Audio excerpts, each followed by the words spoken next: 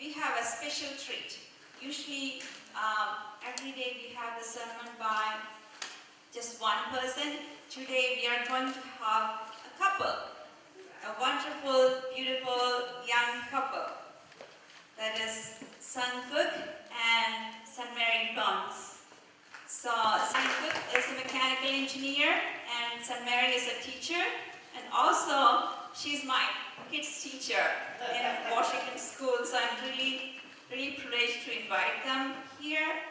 And they have a really very good experience working with young people, especially in Go, and we all can see that. So let's invite them to share their words with us.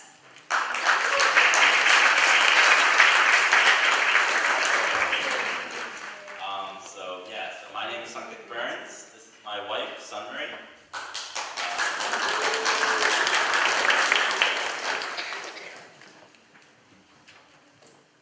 Just give us 1 second here. Kind of cold in here, huh? So if you see me shaking, it's not because I'm nervous, it's because it's cold. So the title of our sermon is The Path Towards Creating Our Ideal Family. So as we see from the day that we were born, we have always been taught the divine principle. We've been going to workshops and just constantly being lectured at these principles. So from a young age, we have these divine principles instilled in us and our guidelines for our lives. So growing up in this church, we try to live up to these principles, and they truly have a big effect on our lives. So we kind of want to share our experience growing up in this movement, growing up in this church, and how having these guidelines has really changed and impacted our lives. In our sermon, we're going to be giving a lot of true parents' words, and then kind of explaining how that's affected us. So that's going to be the kind of format of our sermon. So first, we'd like to kind of describe the path to creating our individual self, trying to meet that ideal. So I'd like to start with a quote from True Father's autobiography.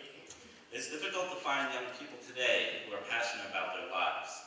We find so many young people who, with no goal or purpose for their life, are just wandering around. All great leaders in history had a definite sense of purpose in life from the time they were children. From childhood, they nurtured that purpose, held within their hearts, and exerted great energy to achieve it. Whether they were sleeping or playing with friends, these great leaders used every youthful action for preparing for the stage that they would stand on in the future. Is that how you are living your life? So we picked this passage, one of the passages for our talk today, because it has a really powerful message in it, where it's challenging us, as Father often does in many of his talks. It's challenging us to lead a life of purpose and a life centered on others, for developing yourself, always living a life of purpose, trying to be an example to those around you, really work on yourself as an individual, so that you can, not for yourself, but so that you can make a difference in the world around you and the people that you interact with. And I feel this is a really valuable part of the knowledge we gain being a part of the Unification Church. This sense of living a life not for ourselves, but challenging ourselves to be great for the sake of others. And I think for a lot of second gens growing up, it's been a really powerful guiding force in our lives, as I know it has been for the first generation as well. So I can say for our case, as DCs growing up with that kind of a mindset and that perspective, it helped us to pave a path through our life, work on our interactions with the world around us, and really live a life where we could avoid a lot of difficulties that people outside of our movement struggle with, because they just don't have a sense of direction and purpose. So some of the positive effects beyond that we can find in the principle that have guided our lives and guided all of our lives here include many points, a few which we wanted to mention here. So yeah, something you said, it taught us to live with very high morality and a lot of ethics, and to try to build a very strong character for yourself. So Sunray and I both never dated, we kept our purity, and we saw a lot in our school friends and the outside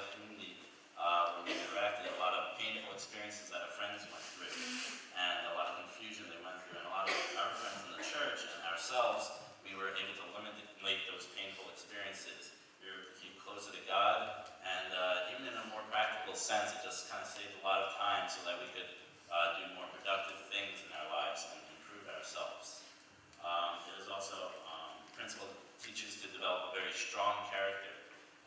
So we were able to kind of go through life even with fallen nature surrounding us, but be able to use the DP and strong values we had growing up in a blessed family to kind of stay true to ourselves and just live for that higher purpose. For instance, like all my friends were cursing, but to this day I've never cursed in my entire life. Going through public school. Sunny and I both have never even drank a drop of alcohol, not including holy wine, of course. But yeah, so we were able to keep these standards going through life just because of the strong background we were raised in this community with the Divine Principle and with our families. Of course, I'm not saying we're always golden children. Of course, everyone goes through their rough spots. Everyone goes through times of mischief.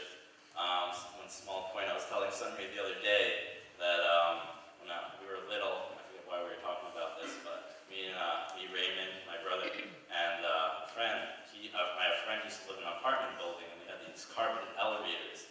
And I remember sometimes we would just pee on the elevators as we went down. But that's just a small little bad thing that we did. I mean, of course, there's much worse things we did, but you know, you try to live your life as best you can. You make mistakes and try to fix those along the way. Yes. But I think the point here is that, you know, even though we have our personal struggles, everyone struggles, everyone grows. But because we have such a blessing of the divine principle and Father's teachings, we are better able to grow and to overcome a lot of challenges and really work on ourselves to become the kind of people God meant us to be. Another point that I've really found to be a valuable teaching in our movement is living for the sake of others. And I remember when I was a little child, I thought that was such a ridiculous statement. You know, I was like, well, I love getting things. And I think I was a pretty selfish child when I was little. I never liked to share. And my brother was always a lot more giving. So my mom would always say, oh, here's a snack, share it. So if I had to break it in half, I'd break it, so I got the bigger half. And I'm sorry, I tried to break it evenly, but do you mind if I had the bigger half? And he would always say no, so I always got what I wanted. And also, even playing with friends, I remember one of my friends, Diana Santelli, is she here? No, okay. Well, we used to live in the same house as the Santellis when we were really little, and she had all these nice Barbie dolls, and we would play with them, and when the end of the day came, I really wanted her Barbie dolls. So when she went to clean them up, I just would start crying uncontrollably and say, those are mine, you can't take them, they're mine, they're mine. And then eventually, I think her mom's like, oh, just give her one. So initially, it doesn't come naturally to live for the sake of others, to put others first before yourself. You know, I think growing up as a child, that's not your first instinct. But through the teachings in our church, you know, we learn to grow that aspect of our personality. And I know for me, watching my family, their giving heart, and watching my brother, his giving heart, and also other people in the church really had an impact on me. Okay, we used to visit the Broncourse a lot. We still do now and then. But we would go over there, and I was always so touched by how giving they were to us, you know. And I was shocked, and I told myself, I want to be a kind of person like that, who, when someone comes in the door, you just welcome them with open hearts, and you want to give them so much because you have so much love for them. So I remember when I was 11, I first made that determination to do the hardest thing for me, which was to start giving, you know, and stop, you know, constantly wanting. So I made that decision, and it's so hard for me initially, but when I started to do it, I started to force myself to give things to friends that meant something to me. I experienced how that is so much more of a rewarding life experience than actually receiving yourself. Like you feel like you're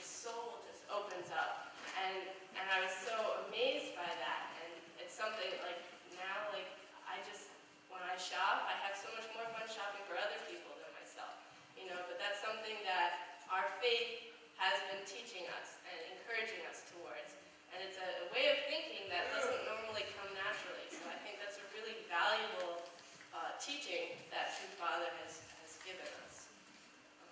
Another point that I really value in our church is the emphasis on filial piety, family unity, parent-child relationships and harmony. And I know growing up, a lot of children that I met outside of our movement would complain, oh, I can't stand spending time with my family. Oh, this is so boring. And then as they grew, I saw how they came to a point where now when they're older, they have like no interaction with their parents. And it's very sad to me to see that. But I feel with our faith, this teaching to focus on building filial piety, it's allowed us, all of us I'm sure, and I know for speaking from my family and Suncook's family, it's allowed us to stay close and to have harmony. And it's such a beautiful thing to be able to know, when you go through something hard in life, you could go home, you could share with your family, they're there for you, they love you. And that's a really beautiful thing that our church encourages us to cultivate. Also, our church really emphasizes the fact of individual excellence, to try to always strive for a greater purpose, to live your life to the fullest, and really make the most of your life. I'd like to share a quote from Father from his autobiography. As I was changing my heart to conform to God's love, I also strengthened my body so that I could fulfill my mission. I wanted to be ready to go anywhere, anytime that God called on me. The body is the container to hold a healthy spirit. It is important for us to be diligent about training our bodies. So it's always important to develop yourself in all areas, and being a well-rounded individual who is capable to do God's will. You always want to try to acquire new skills, new ways to do things, and always be improving yourself to train your mind and body diligently every day. I remember when I was little, I kind of had this mindset of wanting to improve myself, and I wanted to do exercise and get muscles and get strong. But I don't know, I kind of also had this concept that you shouldn't always be trying to look good and stuff, so there was like this kind of, you should be humble, you should try to look good, so there was this kind of conflict there. But I really think now that there's nothing wrong with trying to improve your circumstances, and you shouldn't let little things like that get in the way, and just really always seek to improve yourself, no matter what you're doing. For me, I've been running for the last 5 years, 2 to 3 times a week. I try to read the book at least once a month, and I'm always trying to improve my circumstances, as I'm sure we all are.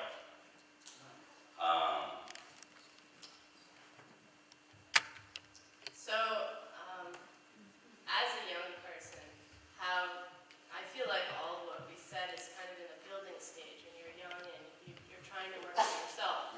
And when you come to be a little bit older, like college age, I know that going into college, having the principal was incredibly powerful, because we were able to have a direction, to decide, on a clear path, and go toward that dream full-heartedly.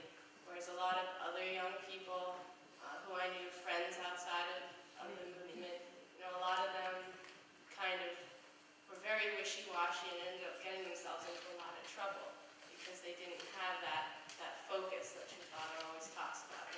Dedicating yourself, knowing where you want to go with your life, how you're going to make a difference and how you're going to get there.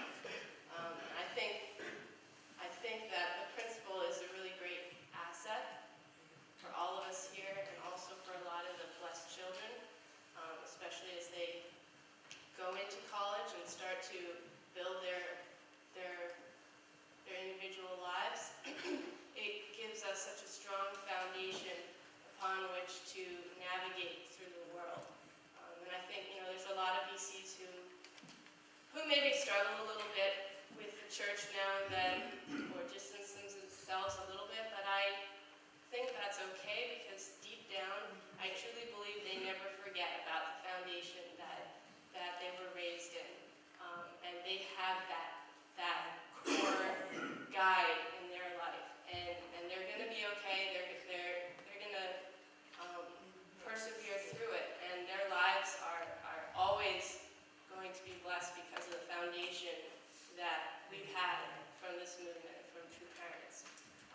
know for Suncook and I, having the principal as a foundation, going into college, really allowed us to block out all of the distractions that the world can sometimes throw at you,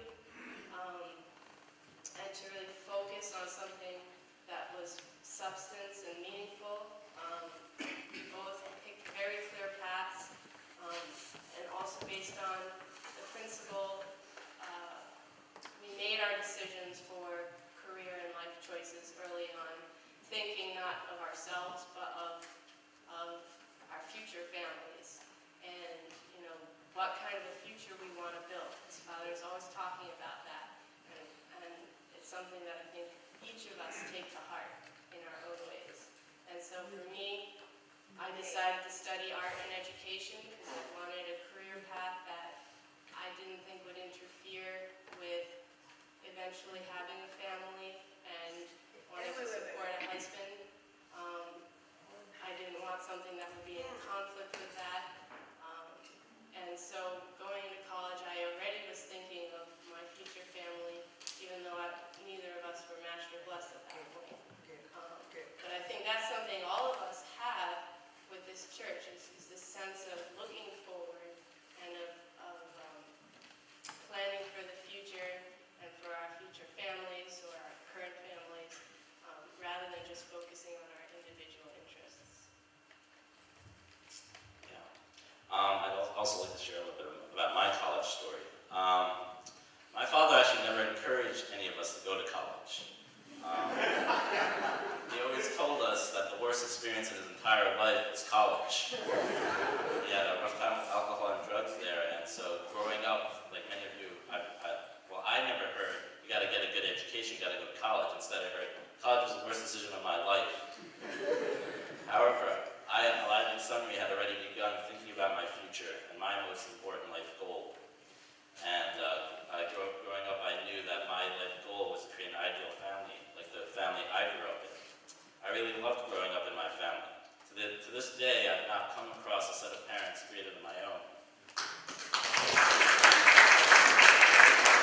My parents obviously cared for each other, and I've never seen my parents fighting, which I feel is very rare, even in this church. So and I feel like there's really no greater blessing than to kind of grow up in that kind of loving, fostering environment.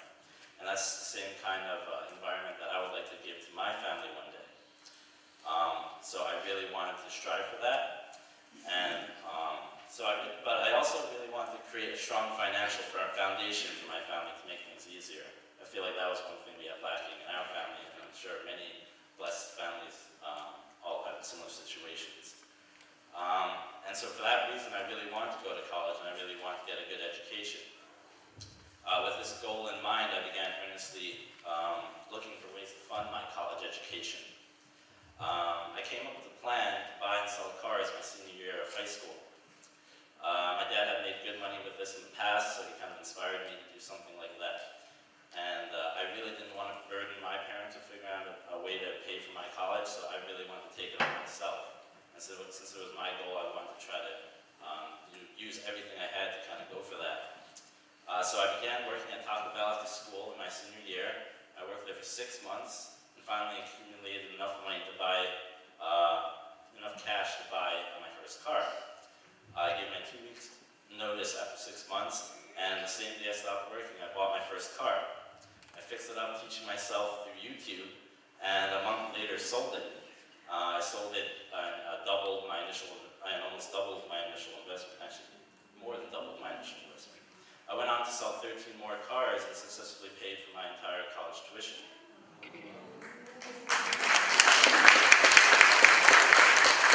So I really feel like once you set a goal, you should really try to set everything in motion towards that goal and really try to take ownership of that decision and really go for it. And so I worked very hard in college, and this past May I graduated with a bachelor's and master's in mechanical engineering. So that's my path. That's me graduating. So that part of our sermon, we wanted to really emphasize working on building your character, building yourself as an individual, and how setting that strong foundation, which is greatly supported by our church's teachings and our community and our families, really sets you up for a strong foundation for the future, which leads to the next step in life, which we just recently entered, which is path to working on creating a solid couple. A quote very short little quote that I found in The Way of God's Will is on the screen right now. It's, "Most sages have never known that it was heaven's will to raise families after raising individuals." And when I read that quote, it really strikes me at how amazing a time we live in, where we have true parents who have shown us a new way. You know, throughout history, it seems like the choice has always been either lead a life of faith or try to build a family. You know, the Catholic Church encourages, you know, their church leadership can't marry. A lot of saints never married.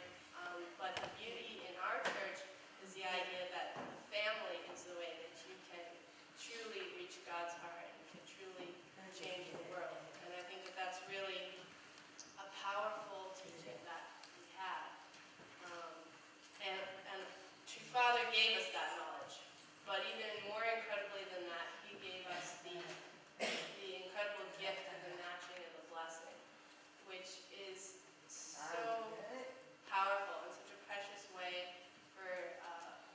for us to approach that part of life. It's where two individuals who come together selflessly, centered on a higher purpose than yourself. You work to build a family where God can have direct give and take with you, and you can restore the world that way. And that's just so powerful, and it's something that has never before been realized in the world. You know, that's a beautiful thing that our church has given. I think we're really fortunate to have that system in place. I see a lot of young people outside of the movement, even some of my closest friends, who they can feel that internal calling to build a beautiful family. That's what they want most. That's what they're striving for. But for many of them, it's just a dream. And unfortunately, it's a dream that's not accomplishable for a lot of them because they weren't raised in a community and in a faith tradition where that standard of creating a true man and a true woman centered on God is upheld. So I think having the strong faith community that we have has allowed us the gift of the matching and blessing, which I can really attest to being, I think, one of the most beautiful things our church has to offer. For Suncook and I, that gift started 3.5 years ago when our parents first matched us.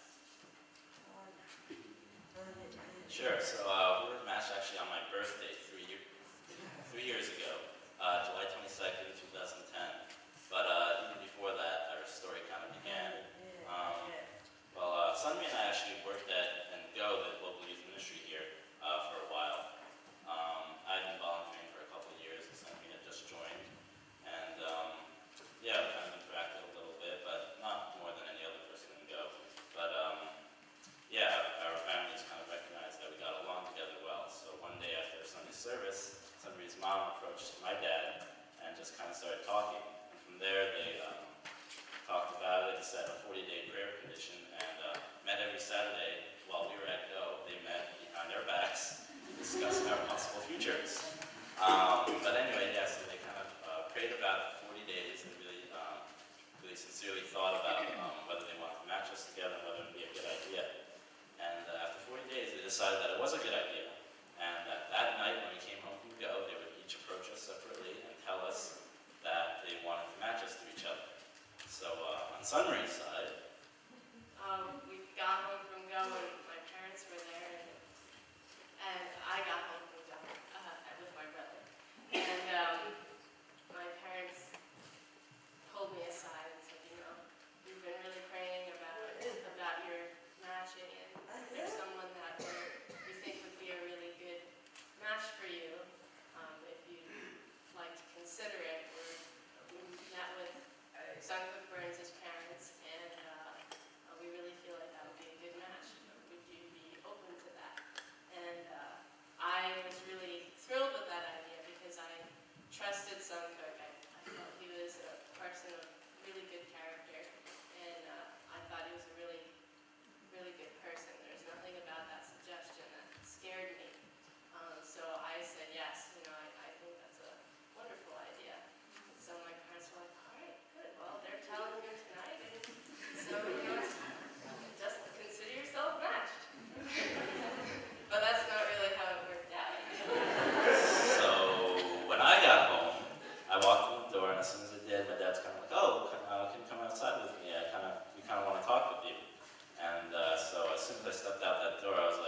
this is about the matching, because I knew something was suspicious. So I was like, if this is about the matching, I don't want to hear about it.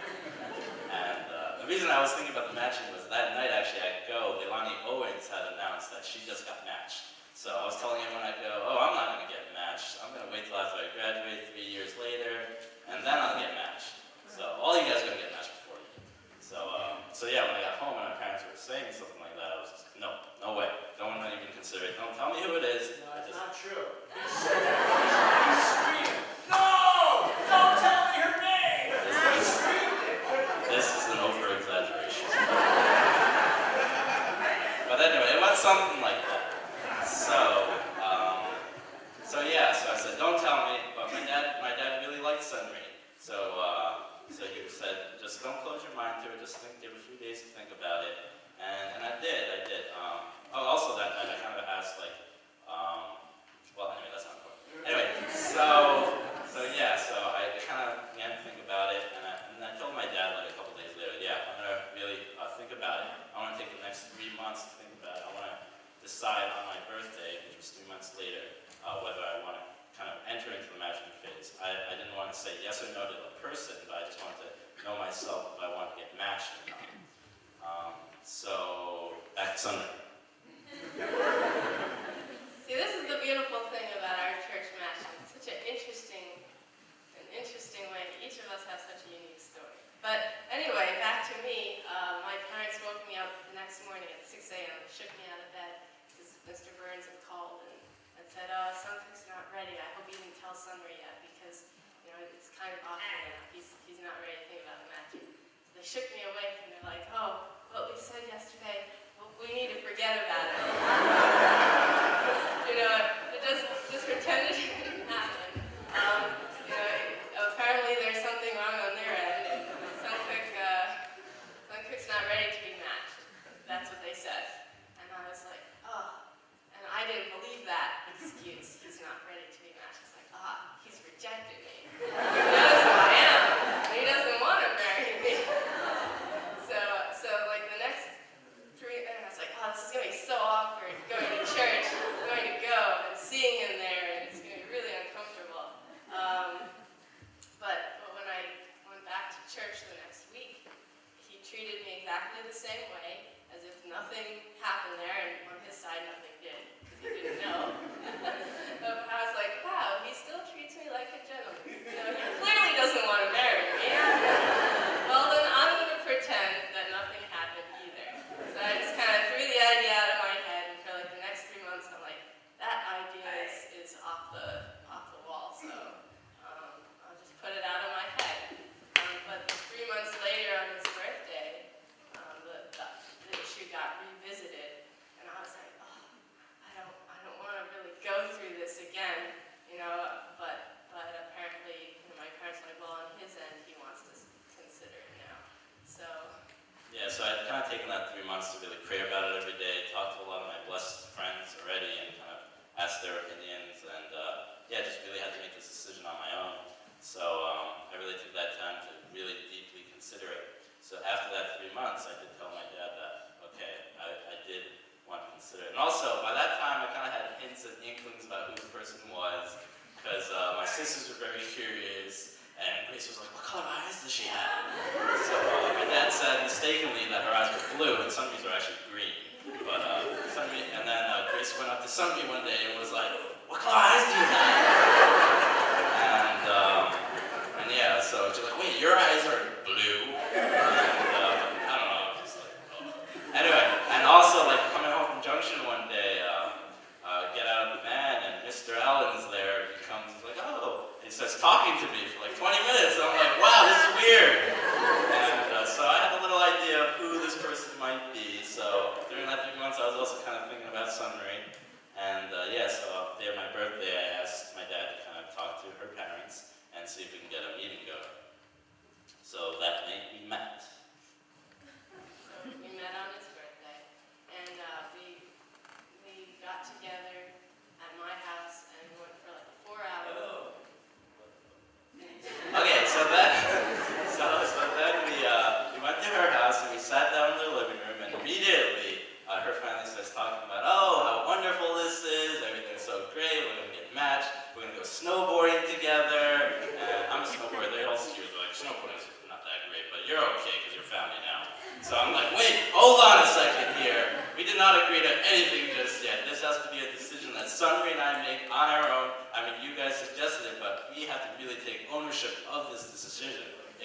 just be between the parents, but we really have to make this decision among ourselves. Like, I was thinking, like, you know, if we just go by with our parents and things get bad down the road, you're like, oh, things are bad, that's because my parents made a bad decision, it's their fault. But I really feel like it's so important that you really take ownership over this decision. It's got to be your parents' decision, but also your decision. You got to make sure that it's your decision, so when times get bad, you know that you made this decision. You are committing to this decision, and that's really, truly important. So, back to what I was saying. We went on a 4-hour walk. We really discussed, our past lives, our present lives, what we envision for future family. And, we were like, I really feel this is the right thing. We came to the decision that we were ready to commit to this 100%. Both of us kind of felt we don't want to enter this unless we know that we're committed 100%. And just knowing that, and knowing that in our church you can find a person who goes into a relationship with that 100% commitment is so incredible. A lot of people don't have that blessing, where they go out, they try to find someone. It's more self-centered on how they look or, what they make, and they constantly struggle with, do they like me, will they want to stay with me, etc. We didn't have to experience any of that difficulty, any of that pain, because we knew going into this, we are committed 100%. And I feel like that is so powerful within our church. The idea of marriage for eternity and really working through everything, just that commitment.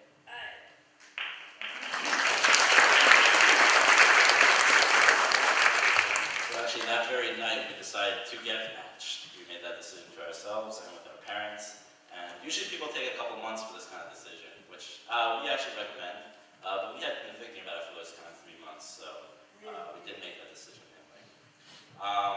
And then we went on to set a couple conditions. We had a commitment ceremony where we exchanged our ocean rings, which was a quite beautiful tradition. We also did the 7-day fast. We set our own DP reading condition where we read 2 pages of the DP every day, and I think it took a little over 2 years, but we read it from cover to cover. And set a lot of prayer conditions where we'd call each other and read the DP and pray. And I think building those conditions really helped because we centered our matching on something beyond ourselves, on our faith. And True Father has a really interesting quote that I like. Do you have this on there? It says, "In the first 3 years or so, you won't fit together well. How can a man and a woman with different family backgrounds, customs, and norms of propriety fit together? They should make effort to fit together until they become one." And this is so true. I know for the first generation, this is especially true because a lot of you were complete strangers from even different countries. You had so much to overcome. And what a beautiful story each of you had to tell about how you created that unity and harmony and came together. For us, we knew each other, so I think it was a little easier, or a lot easier. We didn't have language barriers, we were from the same community, and I think we're really fortunate in that way. But even so, there are still those difficulties about coming from different families.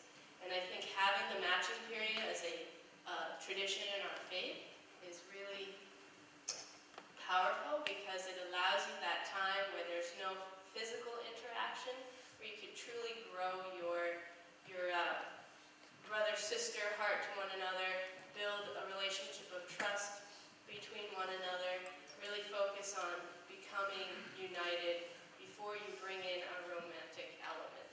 And I think that's an incredibly powerful thing that our church has. For us, it was really important because the first year and a half was like an emotional roller coaster. Some days we were really happy, other days we hated each other. Really happy, hated each other. And we were both, in hindsight, really grateful for that time where there wasn't a physical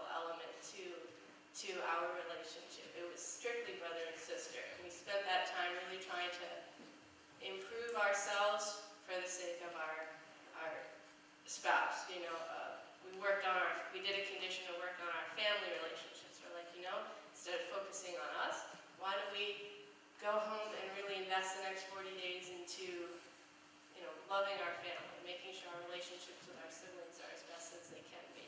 Because Father often says, family is the school of love, where the way you interact with your siblings is going to be the same way you're going to interact with your future spouse.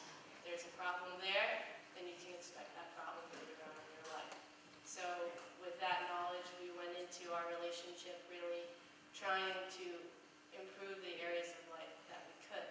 And, what a powerful thing that is, that we have that knowledge, that we can all grow that way to set a really good foundation for a marriage. We also spent a lot of time during that time serving at Go. So we were together, but it was kind of centered around a higher purpose, serving others.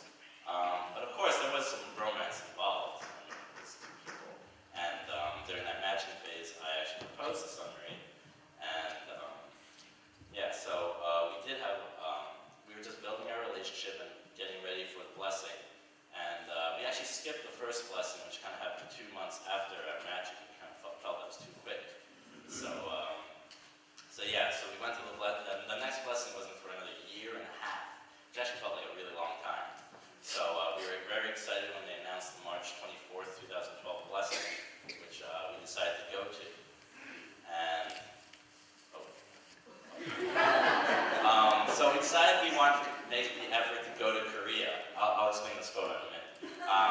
We wanted to go to Korea and really be there with True Father and be blessed by Him. We wanted to set that condition. We also set some healthy eating conditions, and that's not exactly healthy. But so we went to Cheongpyeong, and we spent 8 days in Korea actually, which was a very good time for us to develop our relationship even further, and it was a beautiful experience for us. Sunmarie is not used to so much Asian foods, and so she's used to cereal and milk in the morning. So when she got to Korea, all we were having was kimchi and rice and weird things. So she's like, "Oh, look, they have potato salad today, yay!" But that's not actually potato salad, that's apples and mayonnaise. She wasn't very happy. So we had a really good time in Korea preparing for the blessing. We gotta speed it up. So we got blessed, and